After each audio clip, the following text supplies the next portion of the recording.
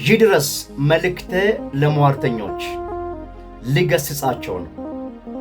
ማስተር አብነት ላይ የሚሟረቱ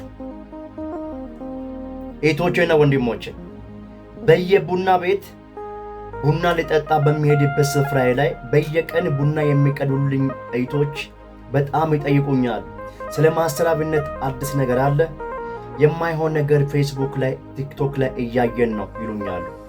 ማስተር አብነት ምንም አልሆነም፣ እየሟረቱበት ነው እንጂ ማስተር አብነት አይሞትም ብዬ መልስላቸዋል። በየቀን አንድ ነገር ግን ዛሬ እንድናገር አድርጎኛል።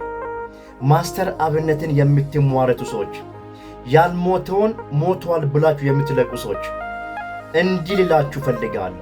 ልገስጻችሁ ነው። በመጽሐፍ ቅዱስ ልገስጻችሁ ነው። መጽሐፍ ቅዱስ ሲናገር ሐዋርያት ሥራ ምዕራፍ 16 ላይ የሟርተኝነት መንፈስ ያለባት ሴት ነበረች።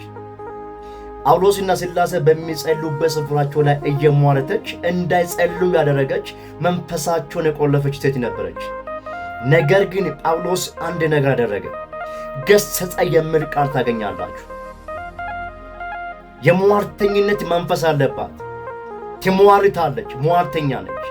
ነገር ግን ጳውሎስ ገሰጸ የሚል ቃል ታገኛላችሁ። ዛሬ እንደ ቤትን ቤት ይናገራሉ። ማስተር አብነትን የምትሟርቱ ሰዎች እገስጻችኋለሁ። ማስተር አብነት መቼም አይሞትም። ማስተር አብነት በሕይወት ይኖራል። ማስተር አብነት ወደ ሥራው ይቀላቀላል። ማስተር አብነት በክብር ወደ ሥራው ይመለሳል። እመነኝ፣ ማስተር አብነት አይሞትም። አንተ ነህ ቀድመህ የምትሞተው። እየሟረትክ ትኖራለህ እንጂ ማስተር አብነት አይሞትም። ማስተር አብነት በሕይወት ይኖራል፣ ወደ ሥራው በክብር ይመለሳል። አትድከሙ። ክዳን ያለበት ሰው አይሞትም።